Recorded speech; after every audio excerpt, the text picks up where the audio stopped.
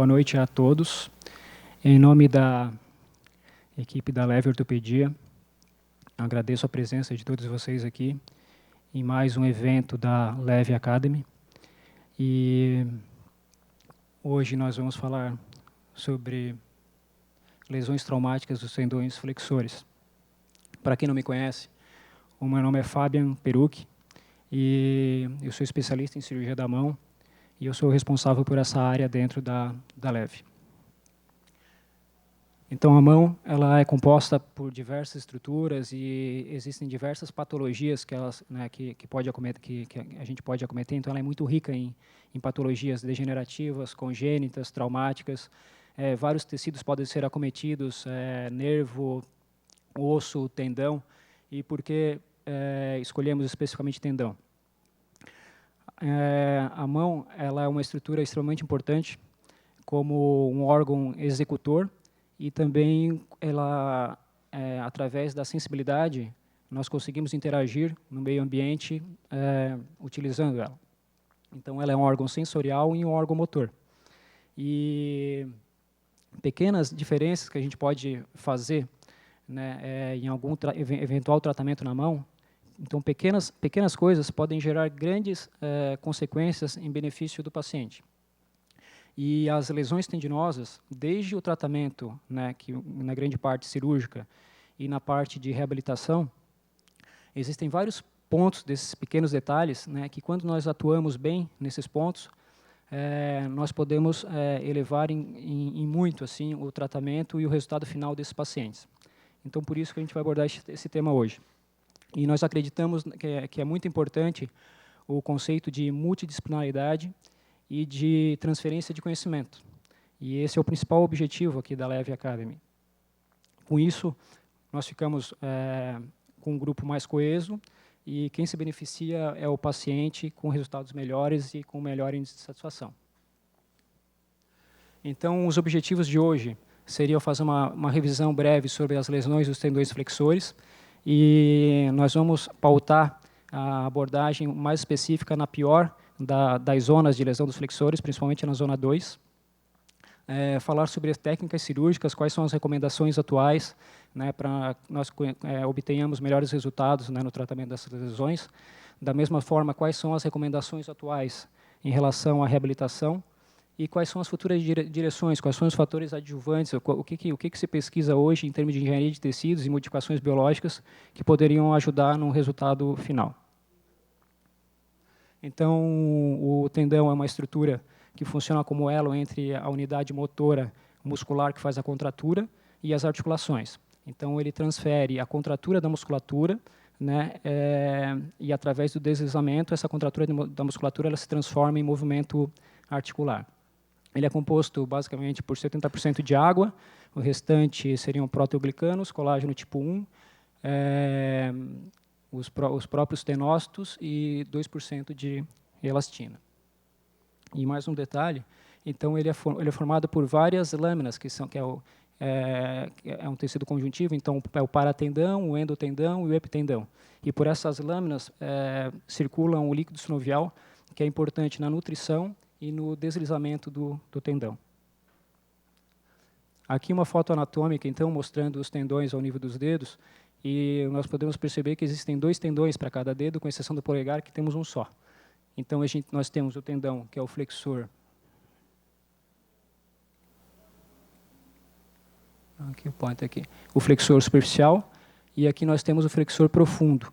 Em determinado momento, o flexor profundo ele se superficializa numa região que nós denominamos quiasma de Camper. Por quê? Porque o flexor superficial ele vai se inserir na base da falange média e ele é responsável pela flexão da interfalangiana proximal, e o flexor profundo ele continua até se inserir na base da falange distal e ele é responsável pela mobilidade da interfalangiana distal. E aqui uma outra coisa que é importante, quando a gente através da multidisciplinaridade, a gente tem que passar essa informação para quem está fazendo a reabilitação, em relação a quando a gente tem uma lesão de tendão, a gente tem que se preocupar com as polias. Então, aqui, as polias seriam esse sistema, né, que seriam túneis osteofibrosos, onde a função delas é deixar o tendão mais próximo do osso, e dessa forma o tendão ele fica mais eficaz em transformar a excursão, o deslizamento dele, em arco de movimento. Quanto mais lesão a gente tem nas polias, maior o afastamento do tendão do osso, uma tendência à formação de corda de arco, e o tendão fica menos eficaz em transformar a excursão dele em movimento da articulação. E algo que é importante passar para o fisioterapeuta, qual é o estado dessas polias depois da cirurgia, por exemplo, porque isso aí vai determinar qual vai ser a intensidade da reabilitação. A gente pode acelerar a reabilitação, a gente tem que atrasar um pouco, isso é importante. E aqui a nutrição dos tendões se dá por ramos da artéria radial, das artérias digitais, né, pelas vínculas, que são prolongações de tecido conjuntivo, né, pelas artérias que saem da região óssea na região onde o tendão está se inserindo no osso, e pelo tecido e pelo líquido sinovial. Então, a circulação ela é mais dorsal do que volar, e existem áreas de hipovascularização no tendão. E o líquido sinovial ele é importante porque, através de difusão, consegue levar os nutrientes para essas áreas hipovasculares. Com relação à cicatrização, então, antigamente, se falava que o tendão, para conseguir cicatrizar, ele necessariamente era necessário que acontecesse uma cicatrização extrínseca, uma cicatrização que acontecia de fora para dentro, ao redor do... Então, a cicatrização ela vinha do tecido sinovial ao redor do tendão, e ela invadia um tendão e a cicatrização acontecia dessa forma. Então, as células elas vinham dessa região e, junto com o hematoma que se formava no momento da lesão, a cicatrização acontecia assim. Através de estudos, se percebeu que o tendão ele tinha uma capacidade de cicatrização intrínseca. E essa cicatrização intrínseca, ela por si só, ela poderia levar um processo de cicatrização com uma força suficiente, né, para que ocorresse um reparo de boa qualidade. E isso foi um dos fatores que incentivou alterações nas técnicas cirúrgicas e nas maneiras de reabilitação, com o intuito de nós diminuirmos a cicatrização, né, de maneira extrínseca e estimular a cicatrização intrínseca que acontece nos próprios tendões. Então, aqui são as zonas de tendões que nós comentamos anteriormente. Então, nós temos 5 zonas. Na zona 1 e na zona 2 é a zona do túnel ósseo fibroso, sendo que na zona 1 a gente tem a presença de somente um tendão, que é o flexor profundo, porque o flexor superficial está se inserindo aqui nessa região. Na zona 2 é a zona onde existe o íntimo contato, né, do tendão com as polias e com os tendões também, eles estão em íntimo contato, e existem 2 tendões nessa região, então a formação de aderências nessa região leva a resultados mais difíceis, né, de reabilitação. Por isso que é a zona de pior prognóstico, onde a gente vai conversar mais. A zona 4 seria a zona do túnel do carpo, a zona 3 seria a zona dos lumbricais, que ficam então na palma, né, entre a zona 2 e a zona 4, e a zona 5 seria mais proximal. No polegar, o prognóstico é um pouco melhor. Nós também temos polias, né, são 2 polias anulares e uma polia oblíqua. A oblíqua ela é mais importante em termos de estabilização, e nós temos, como eu falei, somente um tendão, que é o flexor longo do polegar. Como a gente reconhece uma lesão, né, de tendão flexor? Então, os tendões flexores eles são 8 vezes mais fortes do que os tendões extensores. Então, quando a mão está em repouso, geralmente a gente tem essa atitude na mão. Então, existe uma cascata onde existe uma flexão, né, maior do flexor do dedo mínimo, depois um pouco menos do anular, e assim consequentemente, dedo médio e dedo indicador. Mas a gente tem uma cascata. Quando a gente faz o movimento de tenodese, o movimento de tenodese é quando a gente faz a flexão do punho, a gente tem uma tendência a fazer a extensão dos dedos. Quando a gente faz a extensão do punho, o contrário, a gente faz a flexão dos dedos. Então, quando a gente tem uma lesão de tendão, a tendência é preponderar a força de extensão, então a gente perde essa cascata, e também, se a gente tem dúvida, a gente pode maximizar isso no efeito tenodese. E a gente pode perguntar ativamente para o paciente, através de exame físico, se ele consegue fazer, né, a flexão ao nível da interfalangiana distal, ou isoladamente do dedo, para ver se ativamente esse tendão ele está funcionando ou não. Então, o reconhecimento dessa lesão ela é muito importante, e às vezes, por incrível que pareça, isso não acontece, por mais fácil que seja. Então, tem uma laceração, e quem está fazendo o primeiro atendimento se preocupa com o ferimento, e o paciente às vezes acaba não percebendo também, pela questão dor e momento da emergência, e não reconhece a lesão no começo, e tardiamente procura atendimento. Isso aí faz diferença, Por quê? Qual seria a próxima pergunta? Qual seria o melhor momento para a gente realizar uma cirurgia de tendão? Se a gente tem um ambiente adequado, técnica adequada, né, instrumental adequado, o quanto antes, melhor. Então, se a gente reúne tudo isso, né, não tem por que a gente não fazer um reparo do tendão, né, no momento mais breve possível. Algo que é muito importante com relação, e a gente tem que se preocupar sempre na questão da reabilitação, é também com relação à cicatrização. Então, a gente tem um ferimento traumático e a gente tem que, na hora da cirurgia, a gente tem que planejar muito bem como a gente vai fazer a ampliação desses ferimentos para a gente conseguir abordar de maneira adequada os cotos dos tendões, porque uma vez que acontece uma lesão, vai acontecer um afastamento tanto para distal quanto para proximal dos tendões, e a gente tem que capturar esses tendões. Então, a gente precisa de espaço para capturar os tendões e para fazer o reparo desses tendões. E aqui são as principais maneiras de fazer uma ampliação dessas incisões, através de zigue-zague ou, se não, de incisões médio-laterais. Esse planejamento é importante e facilita a reabilitação. Reparar os 2 tendões, né, na zona 2, ou repara só um tendão, abre a polia, preserva a polia. Então, houve uma mudança de conceito também agora, né? O que se preconiza? É mais importante a gente, na hora que a gente faz o reparo do tendão, a gente criar espaço para que ele consiga deslizar e não tenha nenhum bloqueio mecânico, e esse tendão ele consiga, né, ir de distal para proximal e permitir um movimento completo, do que a gente ser preservador da polia e com medo de um arco de formação de arco, né, de uma corda de arco. E só que essa polia de contrapartida, ela causa um bloqueio mecânico e o tendão na região que ela foi reparado, ele não consegue entrar na polia. Então, polias que eram ditas sacrossantas, assim, que ninguém, se abrisse a polia, teria que necessariamente fazer uma reconstrução. Hoje, a gente abre, né, e os resultados eles são melhores do que se a gente tivesse preservado essa polia.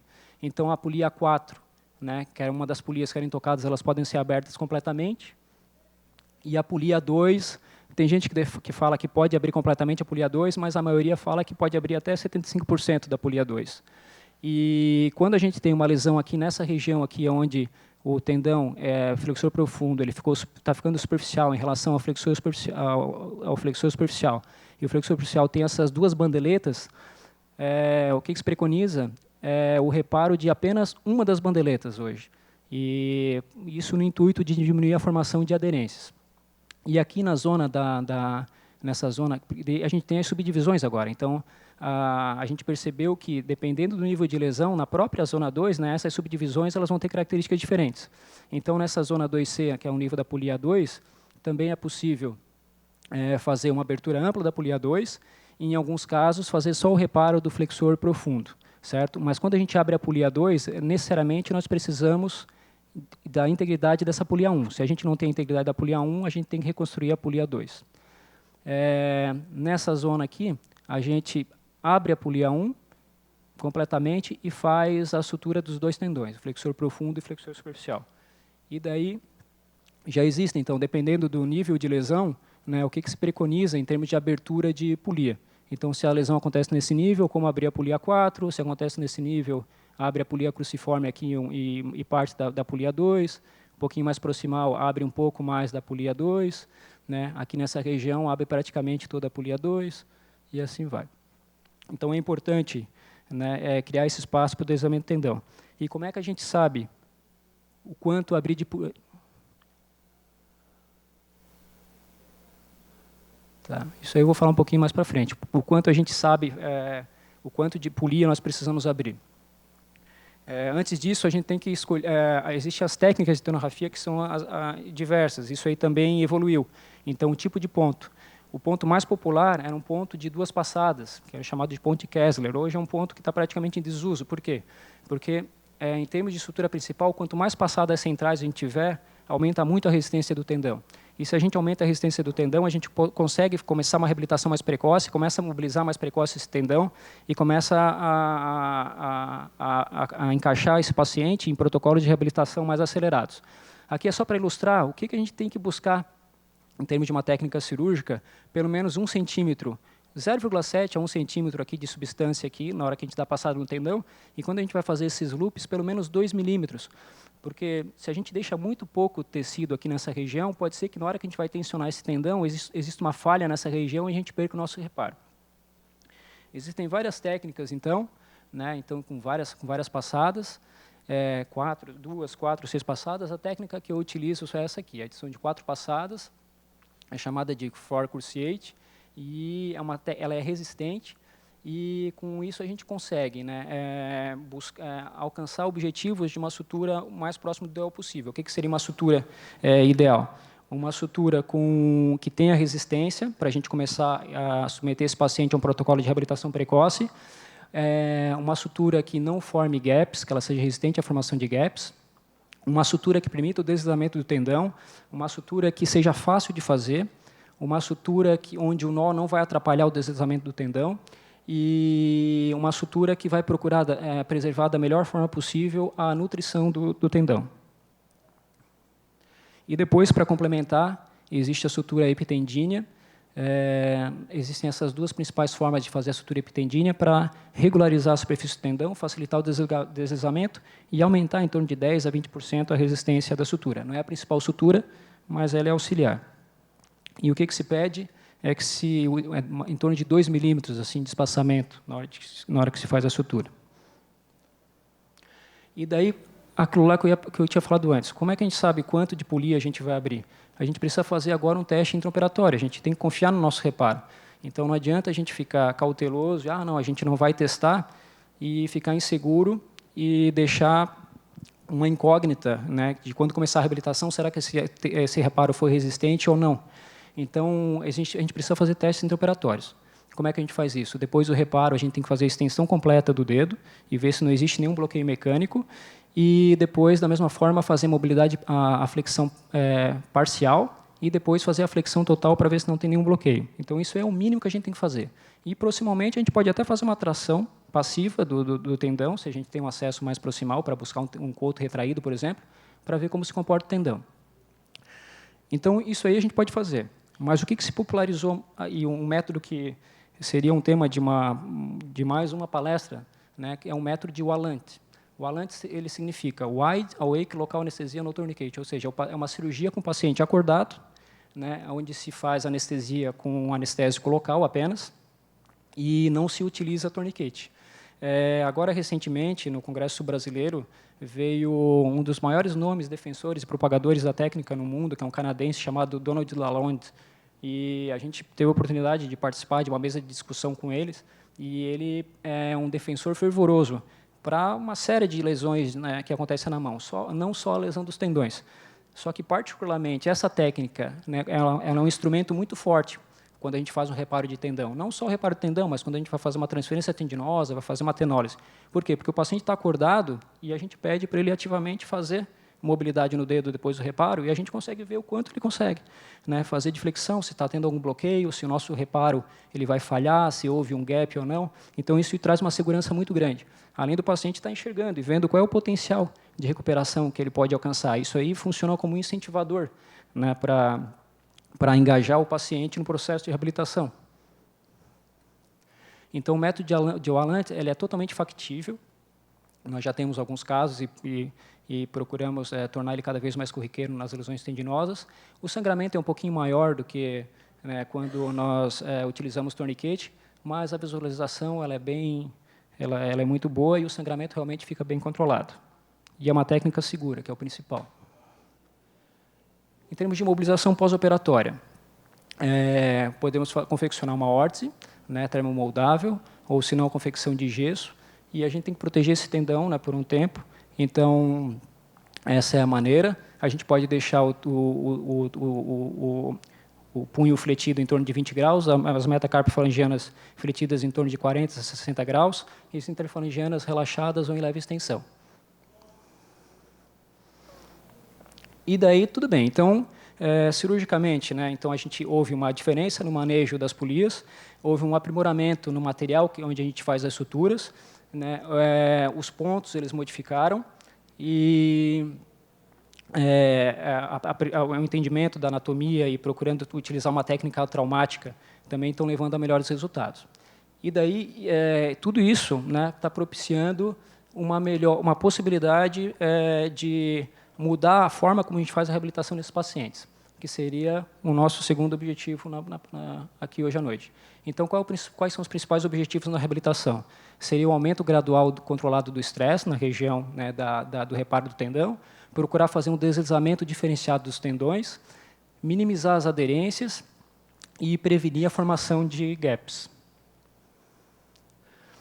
Tem um trabalho que ele tenta mimetizar qual é o efeito da aderência de um tendão flexor profundo e superficial em diferentes regiões da zona 2.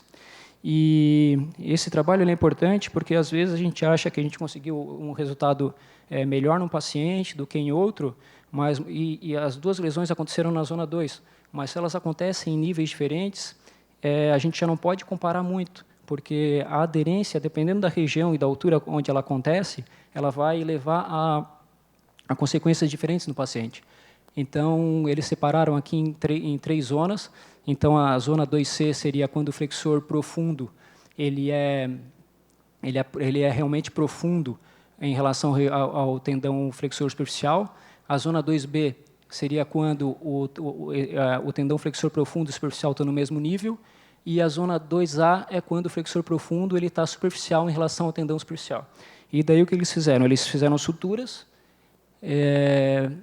dos tendões, do flexor superficial e profundo em diversos níveis, em cadáver, e daí eles faziam a tração e viam como o dedo se comportava. E quanto mais proximal a lesão, mais a tendência desses 2 tendões seriam funcionar como um só. Então, quanto maior na zona 2, quanto maior a lesão, quanto mais na base ela for, a ação ela fica basicamente na articulação interfalangiana proximal e muito pouco na interfalangiana distal. E quando a gente começa a ter lesões mais distais, a gente já começa a ter uma ação, mesmo com aderência, começa a ter uma ação um pouquinho maior na interfalangiana distal. Aqui, por exemplo, então foi simulado a aderência, a gente tem, mesmo com a aderência do superficial com o profundo, como o superficial já está praticamente inserido aqui nessa região, ele permite ainda uma mobilidade, mesmo tendo aderência. Então, a gente tem que tomar cuidado na avaliação dos nossos resultados, porque, às vezes, a gente está deixando que ocorra a formação de aderência, a gente fica satisfeito, às vezes, com um resultado como esse aqui, mas a gente poderia ter realmente obtido resultados melhores e a gente pode ter sido ineficaz no nosso resultado final, que seria o melhor deslizamento dos tendões. Então, a gente tem que ser um pouquinho mais criterioso, um pouquinho mais rígido nos nossos resultados.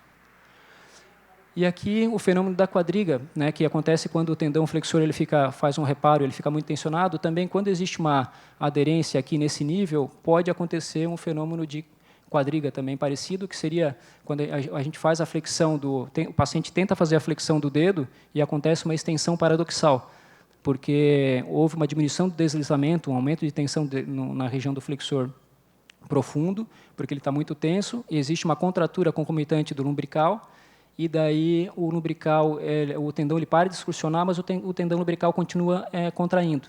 E daí, ao invés de fazer a flexão do dedo, o paciente acaba estendendo. Então, uma quadriga nem sempre é por causa de um tendão reparado em tensão. Pode ser por causa de uma aderência também. Fatores determinantes, então, na escolha do programa de reabilitação. Então, o que o fisioterapeuta, o que a gente tem que, se o fisioterapeuta tem dúvida, o que é importante em termos de comunicação do médico com o fisioterapeuta? De novo, então, saber qual foi o ponto que foi utilizado, se foi 2 passadas, 4 passadas, é um ponto resistente, se foi feito o teste durante a cirurgia, para ver a resistência do tendão, do reparo do tendão, como é que estão as polias, se as polias elas foram muito lesionadas, elas foram bem preservadas, se foi feito o reparo de todos os tendões ou foi feito o reparo de um tendão. Então, isso são fatores importantes para determinar a forma como a gente vai fazer a reabilitação. E outros fatores, o tempo de referência para a reabilitação, uma coisa que a gente peca, e se a gente não encaminha rápido o paciente para o processo para a reabilitação, basicamente a gente não vai ter outra opção. O fisioterapeuta vai ter que escolher o protocolo de imobilização e pronto, não vai conseguir estabelecer um protocolo de reabilitação precoce. Então, o ideal é que esse paciente ele chegue na mão do fisioterapeuta antes de 5 dias.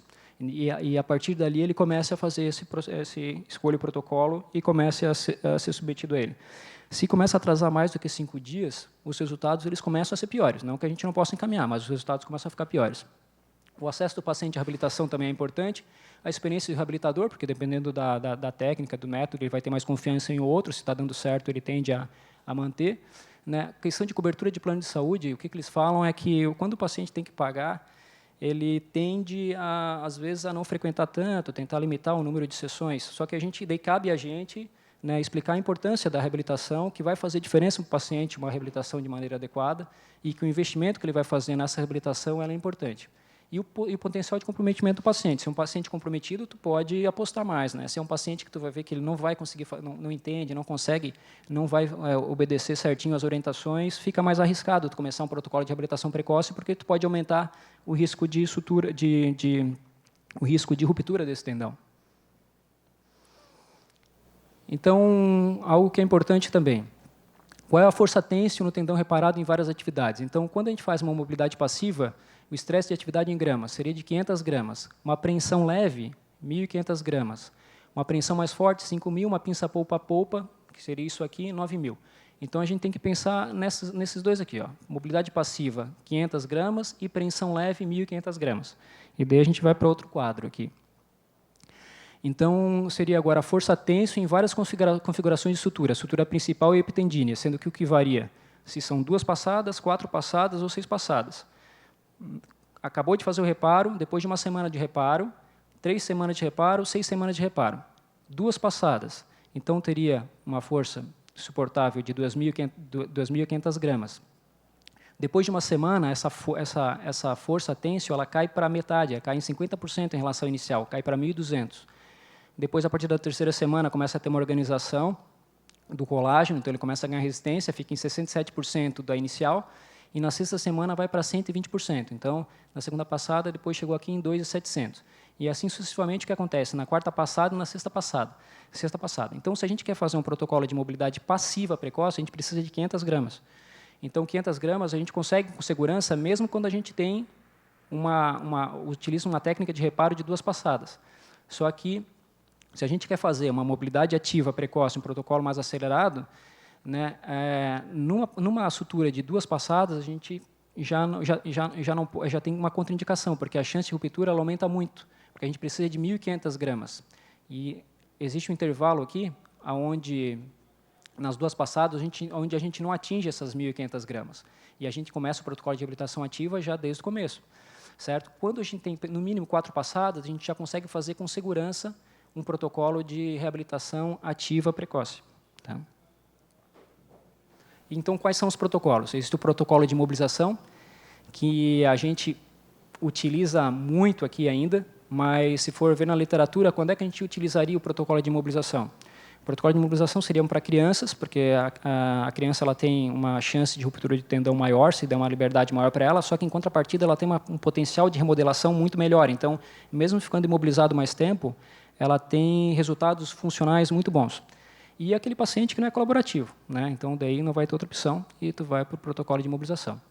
E existem os outros protocolos, então, né, que seria o protocolo de mobilidade passiva precoce, que tem o Kleinert, o Duran-House, o Washington Protocol, e o protocolo de mobilidade ativa precoce. E daí também tem vários protocolos, né, com variações. Geralmente, o que se emprega não é um único, assim, seria a combinação de vários, né? Esse aqui é um protocolo de mobilidade, o protocolo de imobilização. Então, o protocolo de imobilização, como é que é? Tu coloca, é o que no sistema público a gente utiliza, e talvez é o que acaba se encaixando mais, mas não tem o porquê, em pacientes que têm facilidade de acesso à reabilitação, a gente utilizar esse protocolo, né? Porque ele já está, como eu te falei, ele já está fora de uso.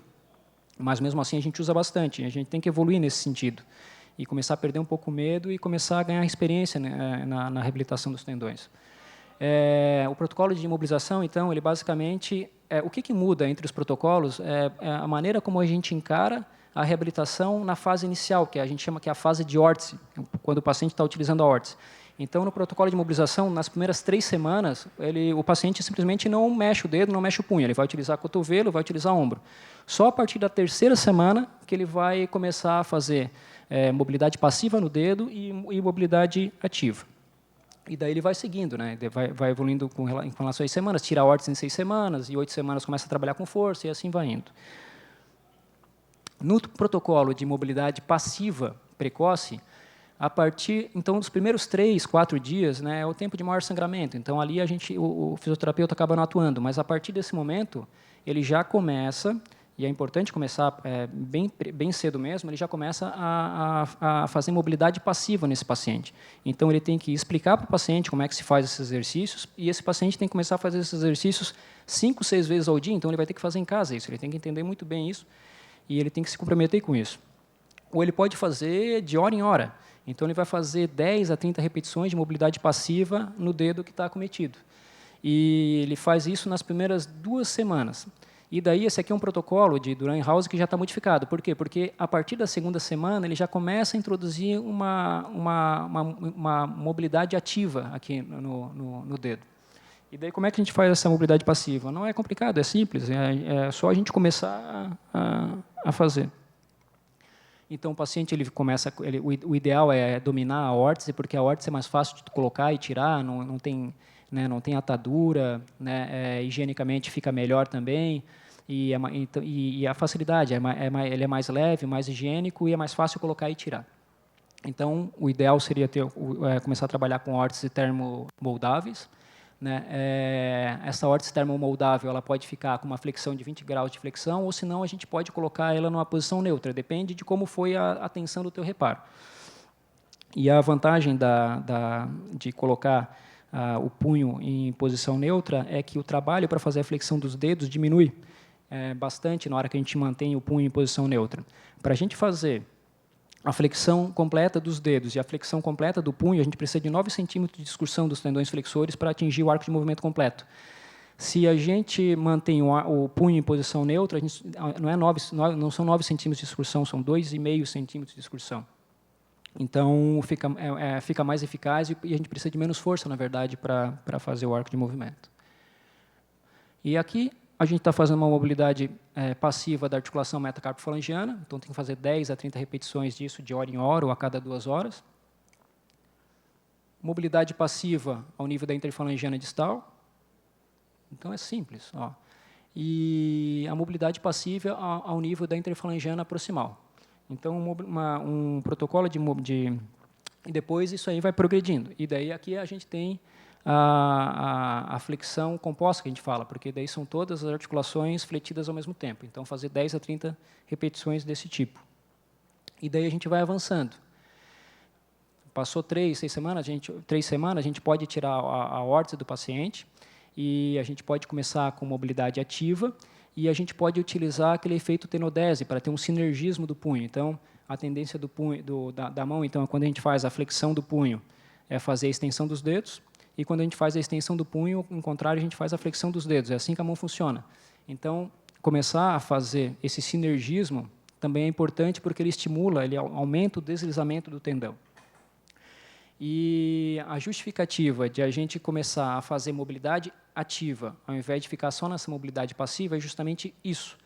Na mobilidade passiva, a gente já consegue mobilizar os tendões, né? Tem uma interdependência na mobilidade dos tendões, mas quando a gente faz a mobilidade ativa, esse deslizamento ele acontece num grau muito maior. Então, quando a gente faz uma mobilidade passiva, a cada 10 graus de movimento que a gente faz na articulação, o tendão ele excursiona em torno de mais ou menos 0,4 milímetros. E quando a gente faz uma mobilidade ativa, esses mesmos 10 graus de flexão na articulação, eles equivalem a pelo menos 1 milímetro de excursão. Então, quando a gente faz a mobilidade passiva, a gente já consegue ter um deslizamento, um estímulo maior do deslizamento desse tendão, e daí a gente está inibindo aquilo que a gente falou, que é a aderência, né, a formação. A gente não dá tempo da aderência se formar, a gente começa a mobilizar esse tendão, então a cicatrização extrínseca ela tende a ser inibida, em contrapartida, a gente começa a tensionar a região da sutura, né, dentro de uma força que a gente considera segura, e isso aí funciona como estímulo para a organização dos colágenos e deixar essa sutura mais forte, desde que a gente trabalhe numa zona de segurança. A maior preocupação de começar a trabalhar com mobilidade ativa precoce seria o maior índice de ruptura. Mas hoje os trabalhos falam que se tu obedece o protocolo, faz tudo bem, tudo certo, o índice de ruptura na passiva e na ativa ela é praticamente igual.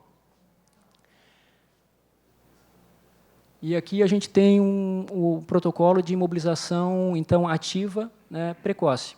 Então, o que eu falei, o maior diferencial, na verdade, acontece na fase inicial. Então, na mobilidade, quando a gente imobiliza, né, a gente começa a fazer mobilidade passiva e ativa só a partir da 3ª semana. No protocolo de mobilidade passiva precoce, a gente só vai começar a fazer mobilidade ativa também a partir de 3 semanas, 4 semanas. E aqui não, aqui na fase de órtese, na 1ª, 2ª, 3ª semana, a gente já está mobilizando o paciente. Esse é o principal diferencial.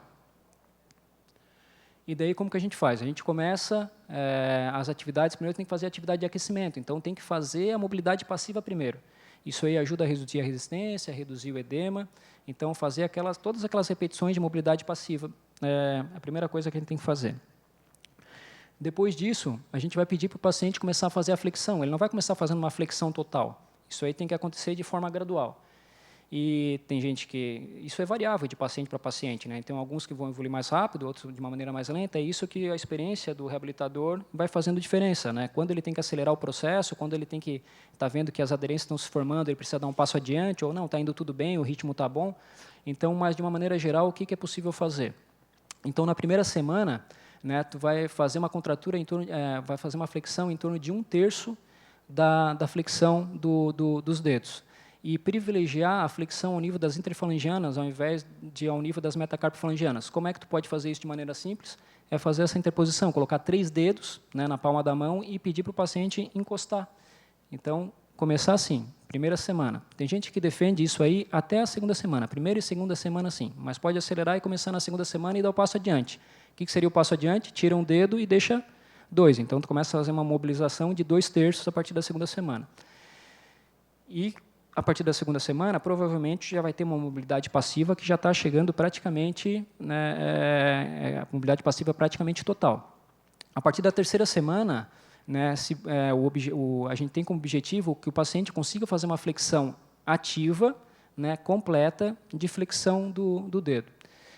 Dos dedos, né? Então é uma flexão completa. A partir daí, pode começar a tirar órtex, começar a associar outros exercícios, né? Então que seriam a flexão ativa junto com o movimento de sinergismo do punho, por exemplo. A partir da 6ª semana, tu pode começar a fazer exercício de bloqueio, que é tu começar a fazer contração isolada das articulações. Então aqui tu está dividindo a força, né? Em todas as articulações. Então, quando tu começa a fazer exercício de bloqueio, pegando só uma articulação, pedindo para fazer a flexão só da interfalangiana distal, fazendo só da proximal, por exemplo, né, a tensão do reparo ele aumenta bastante. Então, tu tem que esperar um pouquinho mais de tempo para te começar a fazer esse tipo de exercício. Mas, em contrapartida, se tu está acompanhando o paciente e tu percebe que o paciente está mobilizando bem passivamente, mas lá pelas tantas ele começou a perder mobilidade ativa, está ficando muito para trás, então a aderência está se formando, tu pode, com cuidado, começar a acelerar esse processo. Então, o paciente está evoluindo bem, tu vai começar a fazer exercício de bloqueio a partir da 6ª semana, tudo bem, mas tu vê que ele está começando a ficar para trás, às vezes tu tem que acelerar isso e começar a tentar desfazer essas aderências, porque o momento ideal para te conseguir reconhecer isso é na fase inicial. Depois que a aderência ela se estabelece, fica mais difícil. E daí tu começa, então, esse aqui é um exercício de bloqueio, então, como eu falei. Então, a partir da 6ª semana, tu bloqueia aqui e pede para o paciente fazer a contratura só da articulação interfalangiana distal, e assim também pode fazer na interfalangiana proximal. E daí tu vai reconhecendo outras coisas também, porque a partir do momento que tu vai ganhando flexão, tu pode desenvolver uma contratura em flexão e o paciente tem dificuldade de extensão. Então, na reabilitação, reconhecer isso, começar a fazer a flexão ao nível da metacarpofalangiana e procurar fazer a extensão passiva da articulação das interfalangianas para evitar contraturas, começar a fazer exercício de fortalecimento dos extensores contra a resistência para ganhar força dos extensores e eles começarem a ganhar força e diminuir essa tendência à contratura em flexão. E pode utilizar órteses também específicas, como essas aqui, né, para começar a ganhar extensão no paciente, isso mais para frente no protocolo. Importante, desde o começo, controle de edema, né, porque quando a gente começa a ter edema, começa a ter extravasamento de proteínas, começa a ter formação, né, de aderências em maior quantidade. Então, métodos para controlar o edema, né, o que vocês tiverem em mãos, é muito importante. Então, é uma preocupação que começa lá já desde o começo. Né, então, nos primeiros dias, já procurar sempre buscar o controle do edema. Pode utilizar algumas faixas, né, compressivas, elastômeros de silicone. E outra coisa muito importante, a partir do momento que vocês começam a ter acesso à cicatriz do paciente e já começa a existir uma resistência nessa cicatriz, tem que começar a trabalhar essa cicatriz também, para ela ter uma cosmese melhor, para ter um deslizamento melhor, para ela ficar menos hipertrófica, né, porque uma cicatriz mal cuidada também interfere e faz com que o resultado não seja tão bom. Então, o cuidado com a cicatriz desde o começo. E educar o paciente, que é o principal. Por quê? Porque o fisioterapeuta, se a gente for parar para pensar, o paciente vai visitar ele 2 vezes na semana, lá pelas tantas ele vai visitar 1 vez na semana, ele não precisa necessariamente ir todo dia, né, no consultório. Mas é importante fazer esse monitoramento para ver como é que está o edema, como é que está a progressão, esclarecer dúvidas em relação ao paciente, ver como é que está essa proporção de mobilidade ativa e passiva, levar a segurança para o paciente. Às vezes, como eu falei, diminuir, retardar um pouquinho o processo de habilitação, acelerar o processo de habilitação, porque grande parte do tempo o paciente ele vai estar sozinho, vai estar na casa dele fazendo a reabilitação, praticamente o tempo inteiro, né? E a gente não vai estar no lado dele durante todo esse tempo. E aqui, fazendo um resumo aqui de um protocolo simplificado de reabilitação ativa precoce, o que é possível e fácil de ser empregado, né? Então, seria de 1 a 5 dias a utilização da órtese. Depois, na primeira semana, faz a mobilidade passiva, né, 10 repetições por hora, e faz 25% da flexão ativa. Na segunda semana, faz 50% da flexão ativa. E quando a gente faz a flexão ativa, pedir para o paciente ajudar com a outra mão para ir controlando o movimento. Né? A partir da terceira semana, conseguir uma flexão ativa completa. Né? Quarta, quinta semana, tu vai retirar a órtese do paciente, vai começar a fazer exercício de tonodese, então sem órtese, 10 repetições 4 vezes ao dia. 6, 7 semanas já está removendo o splint durante o dia, e ele só utiliza à noite, já permite que o paciente comece a fazer atividades leves. Na 8ª semana começa a fazer exercícios com carga, né, com outra resistência, de maneira progressiva, e com 9 semanas fazer a descontinuidade da órtese, o paciente pode utilizar a mão para todas as atividades. Só para atividades muito pesadas tem que segurar um pouco mais, em torno de 12, 14, 16 semanas, dependendo do nível de atividade do paciente. E daí tem essa pirâmide aqui, então tu vai fazer um sobe e desce, dependendo da maneira de como o paciente está evoluindo. Então tu pode subir um degrau, pode descer um degrau, né, tentando adequar cada paciente ao método, à intensidade correta da reabilitação. E pensando em resultado, pensando em trabalhos também, quando a gente vai avaliar o nosso resultado, a gente tem que ver o quão rígido a gente está sendo. Então, esse trabalho aqui, ele fez uma análise de diversos protocolos, né, para avaliar como foi o resultado final de um reparo de tendão após a reabilitação. É bem recente, 2019. E, resumindo aqui nessa tabela aqui, então, esse aqui foram os protocolos que eles então, são os mesmos pacientes, né, submetidos a protocolos diferentes para analisar o quão bom foi o nosso resultado. Então, tem protocolos que são menos rígidos, pega Book Granco aqui, Strickland, eles têm uma quantidade grande de excelentes aqui, de bons. Agora, tu pega o protocolo da Sociedade Americana, tu já começa a ver que isso aqui diminui bastante. Então, esse protocolo aqui ele é bem mais rígido do que esses dois. Então, quando a gente está comparando métodos também, a gente tem que ver de que forma a gente está avaliando, né? Em relação a direções futuras, então, que seria buscando finalizar. Então, os estudos hoje, né? Então, se busca modificadores de superfície, seriam produtos que na hora que tu faz a tenorrafia, tu impregna na região do tendão, buscando melhorar o coeficiente de deslizamento. O tendão desliza melhor, tem menos resistência, né, e teria melhores resultados. Então, a base de ácido, um deles é a base de ácido hialurônico combinado com gelatina e lubricina. Barreiras antiaderenciais, então pode ser física ou pode ser química. Então, utilizar tubos, né, tu faz o reparo e daí tu faz uma barreira física com tubos. Existem vários materiais, né, eles estão sendo aprimorados também.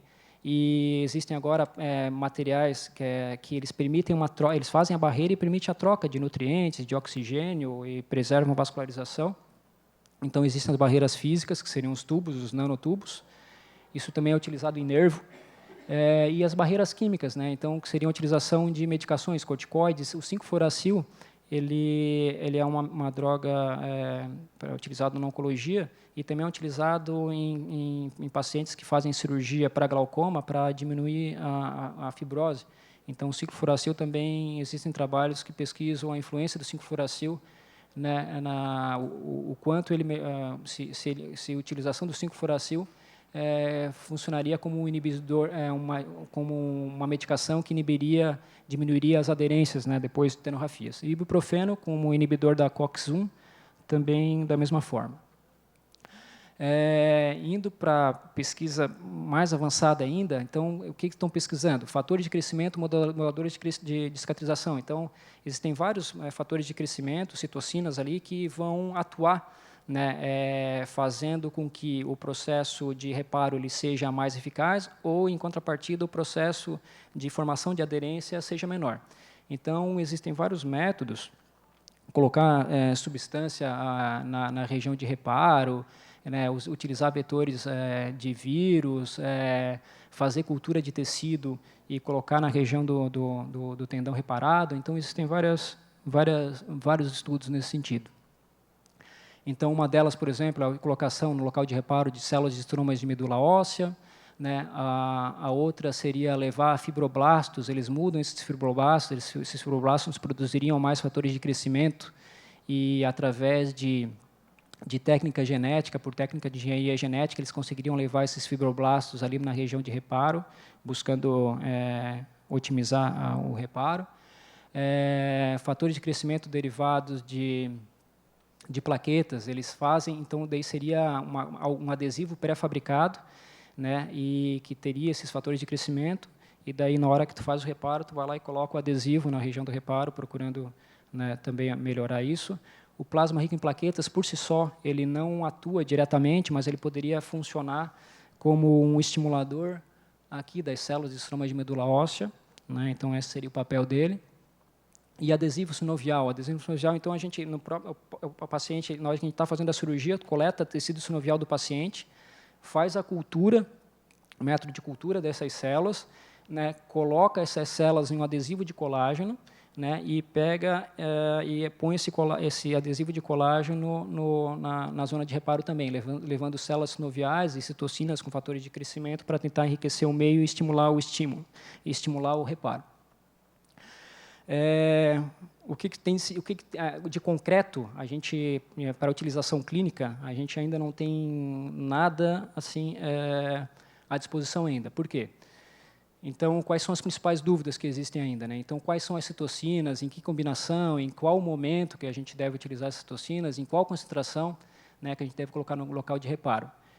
Dúvidas com relação ao dispositivo ideal de entrega, se vai usar um vetor viral, se vai utilizar esses adesivos de colágeno pré-fabricados, se vai utilizar célula-tronco, né? E a gente tem estudos, né, que é muito fácil a gente fazer uma avaliação em modelo animal.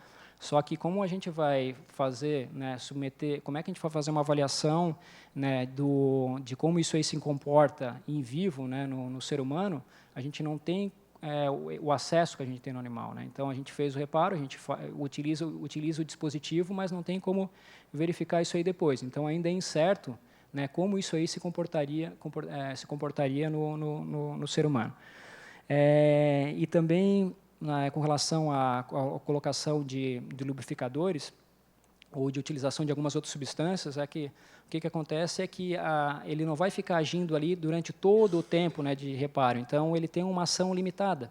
E talvez esse tempo de ação não seja o suficiente para fazer né, para mudar o desfecho, né, da evolução do reparo tendíneo.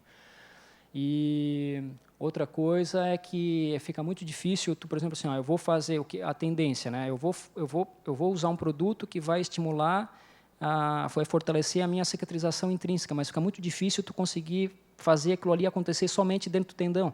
Então, essas substâncias tendem também a aumentar a aderência externamente.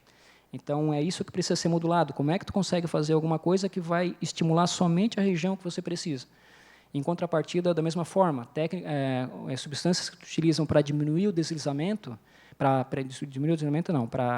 substâncias que utiliza para diminuir a aderência, elas, em contrapartida, elas também diminuem, enfraquecem a região do reparo. Então, é isso que precisa ser avançado. E, além disso, daí para casos mais graves, onde precisa de enxerto de tendão, se estuda muito, então, os enxertos, os aloenxertos, né? E o que tem que se evoluir em relação a eles é melhorar a resistência, melhorar a maneira como eles cicatrizam e diminuir a antigenicidade. E, assim, então, de concreto, nós não temos nada ainda, né? E, enquanto isso não acontece, a gente não tem esses fatores adjuvantes para ajudar a gente, um alquimista que vai ter uma gotinha milagrosa lá que vai resolver os nossos problemas.